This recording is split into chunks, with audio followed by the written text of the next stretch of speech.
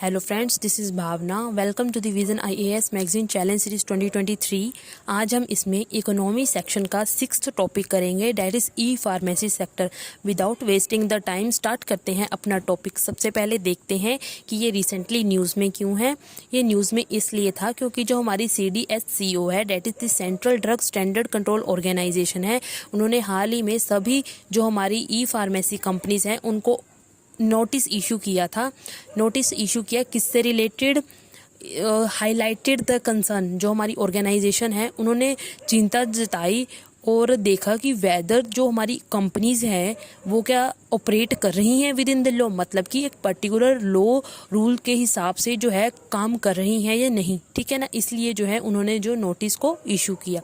उसके बाद और न्यूज़ में क्यों है? और न्यूज़ में इसीलिए है, जो हमारा एक पार्लियामेंट्री पैनल है उन्होंने भी जो हमारी हेल्थ मिनिस्ट्री है उनको कहा कि जो एक बिल पड़ा हुआ है, ड्राफ्ट बिल पड़ा हुआ है रिलेटेड टू ई फार्मेसी, जो है हमारे पास ई फार्मेसी रूल 2018, ठीक है ना, उसको फाइनलाइज किया जाए और उसको इम्प्लीमेंट किया जाए विदाउट वेस्टिंग द टाइम, कि अभी और डिले ना करते हुए जो है इसको इम्प्लीमेंट किया जाए जल्दी से जल्दी, ठीक है ना। अब जो ये फार्मेसी रूल है, ड्राफ्ट ई फार्मेसी रूल 2018, वो क्या है वो भी देख लेते हैं और इसमें क्या क्या बताया है वो भी देखते हैं। सबसे पहले इसमें हमें डेफिनेशन दी है ई फार्मेसी की, ठीक है ना। ई फार्मेसी को डिफाइन किया गया है, ये लिखा है, इट मीन्स, ई फार्मेसी क्या है? इट मीन्स बिजनेस, एक तरह का बिजनेस। किस चीज़ का? डिस्ट्रीब्यूशन, मतलब कि बांटना या सेल करना, स्टॉक, एग्जिबिट और offer for sale of drugs, मतलब कि ड्रग्स को सेलिंग करना, ठीक है ना, उससे रिलेटेड बिजनेस है। सेलिंग किस तरह की जाएगी? Online, through any electronic mode, ठीक है ना, या वेब पोर्टल के थ्रू, ठीक है ना। ऑनलाइन ड्रग्स को बेचना या खरीदना, ये हमारा आ जाता है ई फार्मेसी में, ठीक है ना। ये एक तरह का हमारा बिजनेस है, आपको दिखाई दे रहा है अच्छे से। उसके बाद है हमारे पास प्राइवेसी। इसमें जो है प्राइवेसी से रिलेटेड भी कुछ जो है चीज़ें बताई गई हैं। क्या बताया है इसमें इन्होंने बताया, जो हमारे पास इंफॉर्मेशन आ रही है ई फार्मेसी पोर्टल से उसको डिस्क्लोज ना किया जाए, ठीक है ना। जो इंफॉर्मेशन जनरेट हो रही है ई फार्मेसी पोर्टल के through should not be disclose, उसको डिस्क्लोज नहीं करना चाहिए। उसके बाद रजिस्ट्रेशन से रिलेटेड भी कुछ बताया है। इन्होंने बोला जितनी भी हमारे पास ई फार्मेसीज वाली कंपनीज हैं उनको जो है रजिस्टर्ड करवाना पड़ेगा खुद को, किसके साथ? सेंट्रल लाइसेंसिंग अथॉरिटी, ठीक है ना। जो हमारी सेंट्रल लाइसेंसिंग अथॉरिटी है उसके साथ खुद को रजिस्टर करवाएं। कौन है हमारी सेंट्रल लाइसेंसिंग अथॉरिटी? है ये central drug standard control organisation CDSCO, जिन्होंने अभी जो है सभी को जो हमारी ई फार्मेसी कंपनीज है उनको नोटिस भेजा था, ठीक है ना। इसके बारे में पढ़ते हैं, पहले इसको खत्म कर ले, ये रूल को क्या है, और इसमें देखते हैं। Adherence to the act. Adherence to the act means an e-pharmacy registration holder shall comply with the provision of IT Act 2000, मतलब कि जितने भी हमारे पास रजिस्ट्रेशन होल्डर है उनको जो है IT एक्ट के साथ जो है उनके जितने भी प्रोविजंस हैं उनको मानना पड़ेगा, ठीक है ना, जिन्होंने अपने आप को रजिस्टर्ड करवाया है कुछ पर्टिकुलर सेंट्रल अथॉरिटी के साथ, ठीक है ना। उसके बाद है इंस्पेक्शन, और उन्होंने इस रूल में बताया गया है the premises from where the e pharmacy business is conducted, मतलब कि जहाँ से जो ई फार्मेसी बिजनेस कंडक्ट हो रहा है उसको इंस्पेक्ट किया जाए 2 साल में। हर 2 साल में जो है उस पर्टिकुलर जो जहाँ से वो बिजनेस कंडक्ट हो रहा है उसको क्या किया जाए? उसको इंस्पेक्ट किया जाए, वहाँ पर जाकर इंस्पेक्शन की जाए, ठीक है ना।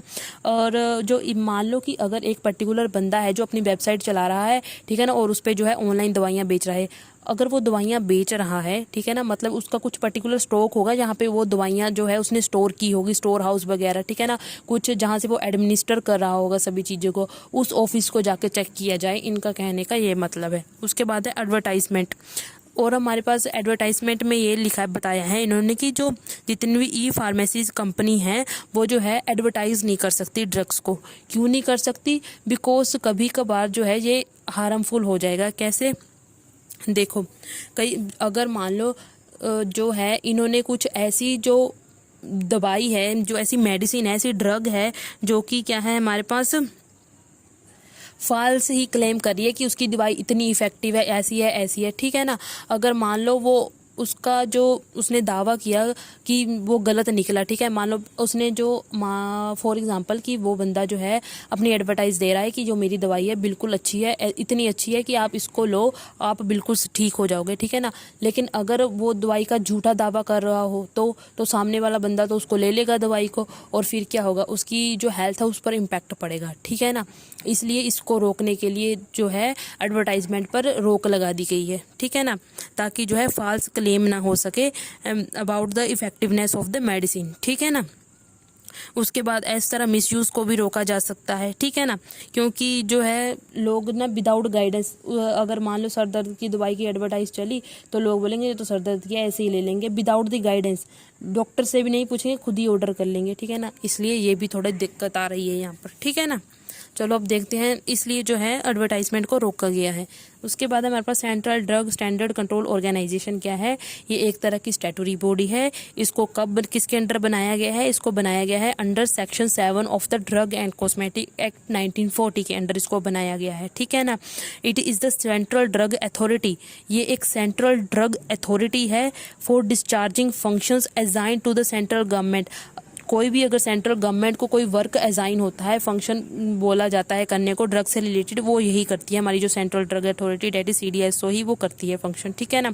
किसके under, under the drugs and cosmetic act 1940।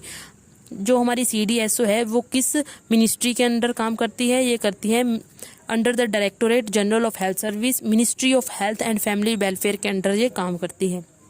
ये कुछ मेजर फंक्शंस हैं हमारे, रेगुलेट करती है control over the import of drugs, मतलब कि जितनी भी जो हमारी ड्रग्स इंपोर्ट हो रही है उनको उनका रेगुलेटरी फ्रेमवर्क यही तैयार करती है, ठीक है ना, करवाती है। अप्रूवल ऑफ न्यू ड्रग्स, जो नई ड्रग्स आती हैं या क्लिनिकल ट्रायल्स होते हैं, सारी की अप्रूवल यही देती है। Meeting of drug consultative committee and drug technical advisory board यही बिठाती है ये सारी मीटिंग्स। और approval of certain licence as a central licensing approving authority, वही लाइसेंस वगैरह भी यही अप्रूव करती है। समझ में आया, चलें आगे। उसके बाद देखते हैं कि जो ई फार्मेसी सेक्टर है उसमें जो है इंडिया की कैसी पोजीशन है। अभी देखो, रैपिडली ग्रोइंग इंडस्ट्री, इंडिया में जो ई फार्मेसी वाला सेक्टर है वो ग्रोइंग कर रहा है अभी रैपिडली। और जो जब कोरोना आया था उसके बाद से तो उसमें तो ज़्यादा ही ये जो है रैपिडली ग्रो किया था, क्योंकि जो है स्टोर वगैरह भी थोड़े टाइम के लिए तो बंद हो गए थे, बहुत ज़्यादा दिक्कत आ रही थी लोगों को दवाई मंगवाने में, क्योंकि लोगों के पास इतना स्टॉक नहीं रखा रहता कि लोग कम से कम 1 महीने की दवाई लेंगे, ठीक है ना। लेकिन कोरोना में तो जो है बहुत टाइम तक चला था, ठीक है ना, लॉकडाउन, इसलिए जो है उस टाइम ये ज़्यादा उभर के आई, जो ये वाली इंडस्ट्री है, ये सेक्टर है ना, उस टाइम ज़्यादा उभर के आया, ठीक है ना। The online pharmacy market in India has been growing rapidly and the pandemic condition acted as a catalyst, मतलब कि पेंडेमिक के टाइम पे तो इसने एक्ट किया एज अ कैटलिस्ट इस जो सेक्टर है उसको उभारने के लिए, ठीक है ना। ये जो है लिखा है CAGR ऑफ अबाउट 22%, इसका मतलब मैं आपको समझाती हूँ क्या है। CAGR है हमारे पास कंपाउंड एनुअल ग्रोथ रेट, ठीक है ना, मतलब कि it refers to the annual growth rate of company's revenue over a specific period. समझ आ गया क्या है, ये जो है एनुअल ग्रोथ रेट को दर्शाता है कंपनी के रेवेन्यू की, ठीक है ना, ओवर मतलब कुछ पर्टिकुलर टाइम पीरियड के अंदर अंदर, ठीक है। अब यहाँ पर अगर मान लो अगर लिखा होता है CAGR ऑफ 22%, इसका मतलब है कि इट्स रेवेन्यू जो हमारा ई फार्मेसी सेक्टर है, इट्स रेवेन्यू और बिजनेस परफॉर्मेंस मान लो is increased by 22% each year, ठीक है ना। इसका मतलब है CAGR ऑफ अबाउट 22% का मतलब है कि 22% जो है इसका जो रेवेन्यू है वो इंक्रीज हो रहा है। समझ आया। उसके बाद है हमारे पास पार्ट ऑफ, ये अगर नहीं आया तो यहाँ पर नीचे लिखा हुआ है मैंने, यहाँ से पढ़ लेना। Part of large pharmaceutical landscape, अगर फिर भी नहीं समझ आया तो कमेंट सेक्शन में बता देना, मैं दोबारा समझा दूंगी। उसके बाद है हमारे पास part of large pharmaceutical landscape, India is the world's largest supplier of generic medication, और कह रहे जो इंडिया है हमारा वो वर्ल्ड्स लार्जेस्ट सप्लायर है जेनरिक मेडिकेशंस का। अब ये जेनरिक मेडिकेशंस क्या होती है, जेनरिक मेडिकेशन भी मेडिसिन ही होती हैं, लेकिन इससे के साथ कोई पर्टिकुलर ब्रांड अटैच नहीं होता, ठीक है ना। मान लो जैसे सिप्ला है, हमारे पास अलग अलग दवाइयों के नाम आते हैं ना, इसमें जो है इस तरह सिप्ला वगैरह ये ब्रांड नेम है, ठीक है ना। ये सिर्फ एक तरह की वैसी ही दवाई होती है, ठीक है ना। सेम इंग्रेडिएंट होता है जैसे कि ब्रांडेड वालों में होता है, वर्क भी सेम ही करती है जैसे कि हमारी ब्रांडेड वाली करते हैं, बस ये है इसमें ब्रांड अटैच नहीं होता, इसलिए ये थोड़ी कॉस्ट इफेक्टिव है, ये हमें थोड़ी सस्ती मिल जाती है, ठीक है ना, काम वही है। उसके बाद है हमारे पास ये कुछ driving factors of the e pharmacy in India, मतलब कि कौन कौन से फैक्टर्स हैं जिन्होंने ई फार्मेसी सेक्टर को बूस्ट करने में हेल्प की। ये है हमारे पास internet penetration, digital India, government की सपोर्ट भी है भाई हमें, changing lifestyle and the disease progression, booming Indian economy, India की इकोनॉमी भी बूम कर रही है, increase in domestic demand and pandemic outbreak ने तो कैटलिस्ट का ही काम कर दिया, और ये जो हमारा ई फार्मेसी सेक्टर है और बूस्ट कर गया था इसलिए। ओके, उसके बाद है हमारे पास अब ये कुछ ई फार्मेसी मॉडल्स है, ठीक है ना, कि किस तरह के मॉडल्स जो हैं ई फार्मेसी जिन पे जो है हमारा जो फार्मेसी सेक्टर है वो काम करता है किन से। पहले है हमारे पास inventory based model. Inventory based model मैंने आपको शायद ई कॉमर्स शायद क्या पढ़ाया ही है ई कॉमर्स में, एक बार फिर बोलती हूँ। इन्वेंट्री बेस्ड मॉडल तब वो होता है जहाँ पर जो है ओनर खुद ही प्रोडक्शन करता है, खुद ही एक वेबसाइट बनाता है अपनी और उसी पे अपने प्रोडक्ट्स को बेचता है, ठीक है ना, उसे बोलते हैं इन्वेंटरी मॉडल। अब inventory model of e pharmacy में क्या होगा, जो हमारे पास ओनर होगा, ठीक है, मतलब जिसके पास खुद की लाइसेंस्ड फार्मेसी होगी, वो खुद ही दवाई बनाएगा, उनकी प्रोडक्शन करेगा और अपनी वेबसाइट को बेचेगा, अपनी वेबसाइट को नहीं अपनी वेबसाइट पर बेचेगा। देखिए यहाँ पर बताया गया है, ये देखिए ये है हमारे पास लाइसेंस्ड फार्मेसी, इन्होंने क्या किया, खुद अपनी प्रोडक्ट जो है दवाइयों की प्रोडक्शन की, ठीक है ना। उसके बाद ये देखो, या तो वो वेबसाइट से जाकर बेचेगा कंज्यूमर को, या तो डायरेक्टली वो कंज्यूमर को बेचेगा। समझ आ गया इन्वेंटरी मॉडल कैसा होता है। इंग्लिश में पढ़ लेते हैं थोड़ा सा। E pharmacy hold the stock of medicine drugs stored in warehouse fulfilment centre across geographic locations, registered pharmacist deliver them to customers. इन्होंने ऐसे सिंपल ही बताया है, मैंने आपको जस्ट इन्वेंटरी वाला बता दिया, ठीक है ना।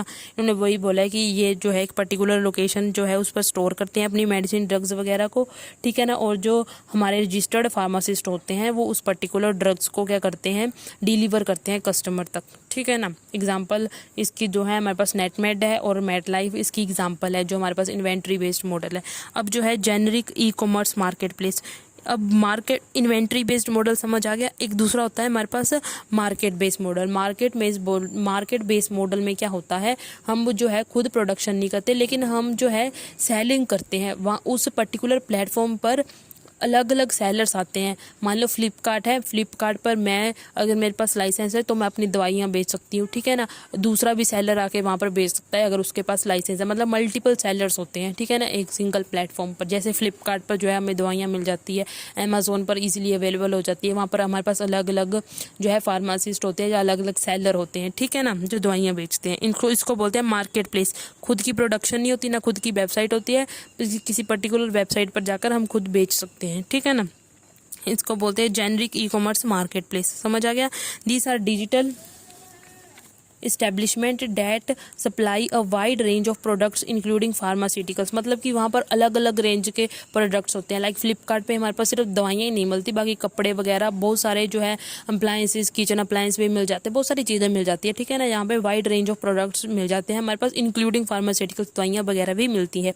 इसमें हमारे पास एग्जाम्पल दे दिया फ्लिपकार्ट की एंड अमेजोन की। ओके, समझ आ गया। उसके बाद है हमारे पास marketplace based model of e pharmacy.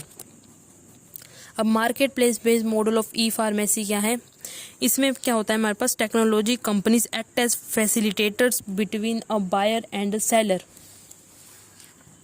मतलब कि जो हमारी टेक्नोलॉजी कंपनीज है वो फैसिलिटेटर का काम करती है between the buyers and sellers, ठीक है ना।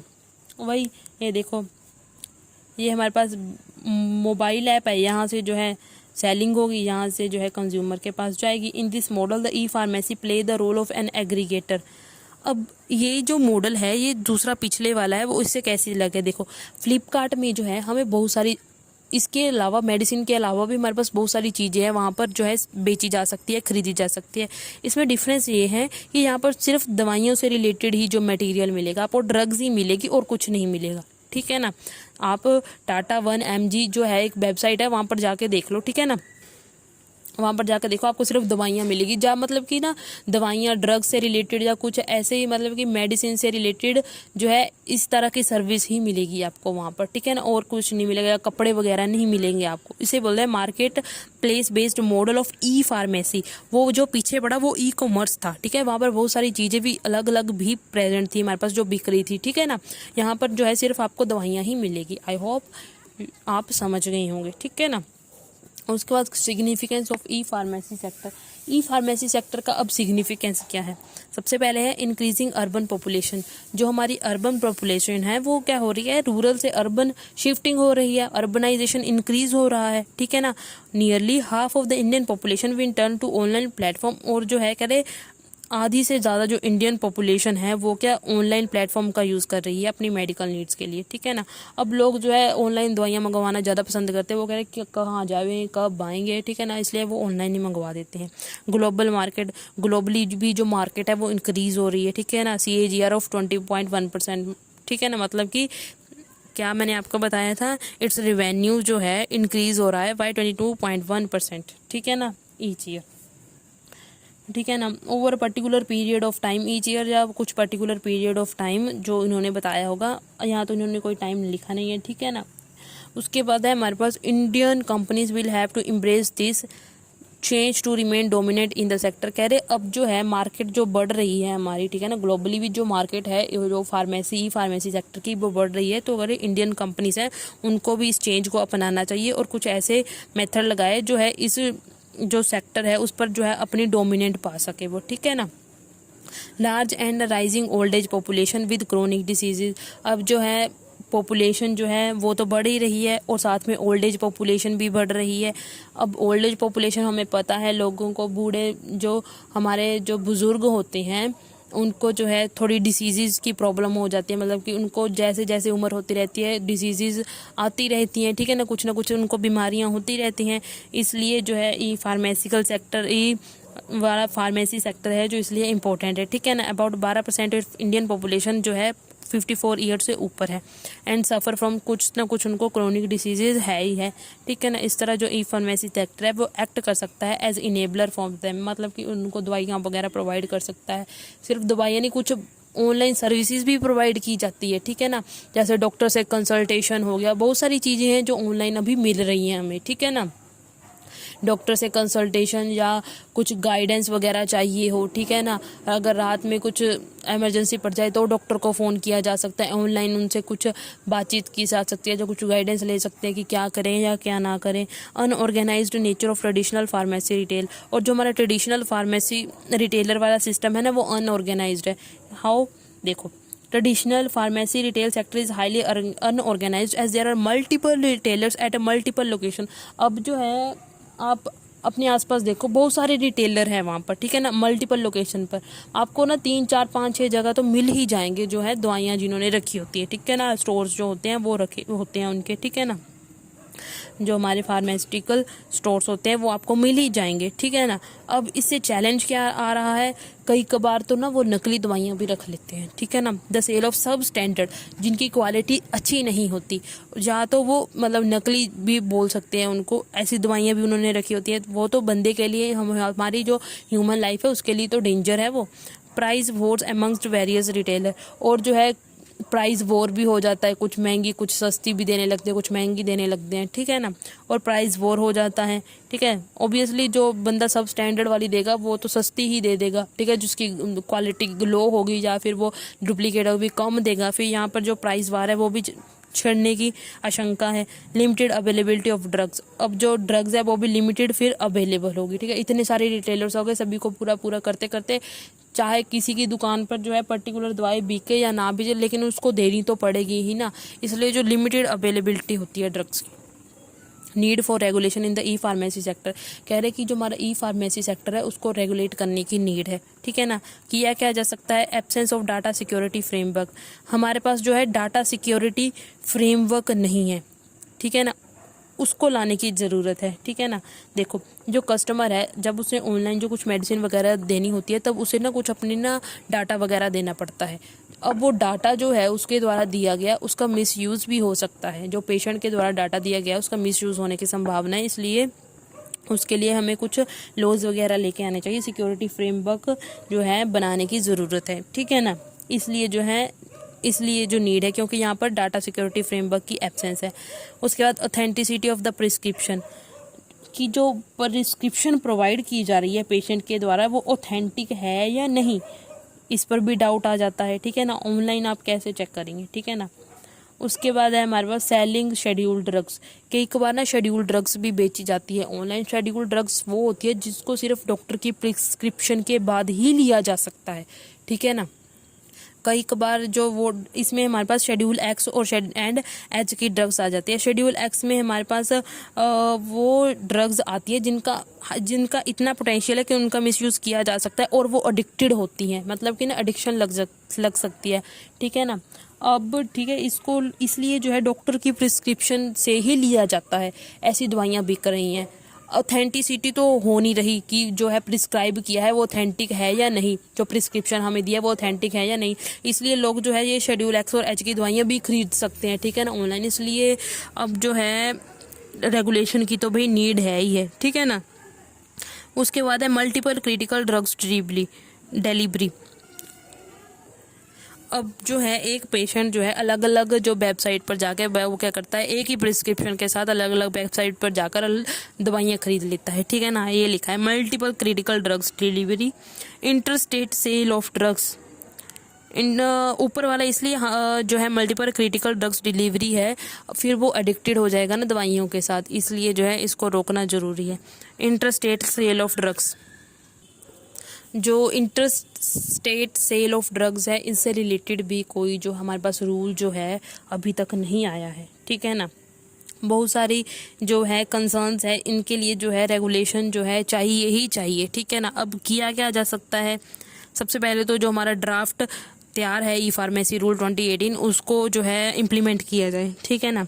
दूसरा क्या है हमारे पास, क्रिएशन ऑफ नेशनल पोर्टल। हमें ना एक ऐसा पोर्टल बनाना चाहिए जिसमें जो है जितने भी हमारी ई फार्मेसीज कंपनीज है जो उनको रेगुलेट कर सके, ऐसा पोर्टल बनाया जाए, ठीक है ना। एक nodal platform for transacting and monitoring online sale of drugs, मतलब जो ऑनलाइन ड्रग्स की जो सेलिंग वगैरह हो रही है, जो सबको जो है उनको कंट्रोल करे, उनको मॉनिटर करे time to time. Banning sale of certain categories of drug, और कुछ ऐसी drugs like schedule X and H वाली ड्रग्स हैं उनकी जो है सेलिंग ना हो ऑनलाइन, ठीक है ना। वो सिर्फ जो है प्रिस्क्रिप्शन के बाद ही, वो भी ऐसे ही स्टोर्स पर, मतलब कि खुद पर्सनली जो है दी जाए, ठीक, कि फिजिकली जाकर वो लेकर आए, ठीक है ना, ऐसे ऑनलाइन ना बेची जाए। उसके बाद है हमारे पास last point, that is the mandatory bar coding. Bar coding पता क्या होती है, बार कोडिंग मतलब कि जिस लैंग्वेज को मशीन आसानी से पढ़ लेती है, ठीक है ना। Government must mandate bar coding for the online mode of drugs, मतलब कि ना गवर्नमेंट को मैंडेटरी कर देना चाहिए बार कोडिंग, किसके लिए, जो ऑनलाइन ड्रग जो डिस्ट्रीब्यूट हो रही है उनके लिए, ठीक है ना। फिर ऐसे क्या होगा, फिर जो है हम इजीली ट्रैक कर पाएंगे एंड वेरीफाई कर पाएंगे मेडिसिन जो कि सोल्ड हो रही है ऑनलाइन, ठीक है ना। हम उसको ट्रैक कर लेंगे और जो बिक रही है उसको क्या कर लेंगे, वेरीफाई कि ये जो मेडिसिन है वो ठीक है या नहीं, ठीक है ना। और बस यही लिखा है, government must mandate bar coding for the online mode of drug distribution to promote transparency. और जो है इससे ट्रांसपेरेंसी प्रमोट होगी, मतलब जब हम ट्रैक कर पाएंगे तो ऑब्वियसली ट्रांसपेरेंसी एंड एक्यूरेसी तो प्रमोट हो गई होगी, ठीक है ना। Data management system of producers and E pharmacy. That's it for today. मिलते हैं अपनी अब नेक्स्ट वीडियो में, तब तक के लिए लाइक, सब्सक्राइब एंड शेयर। अगर आपको वीडियो पसंद आई है तो प्लीज़ लाइक करें, सब्सक्राइब करें एंड शेयर करें। Thank you, have a nice day.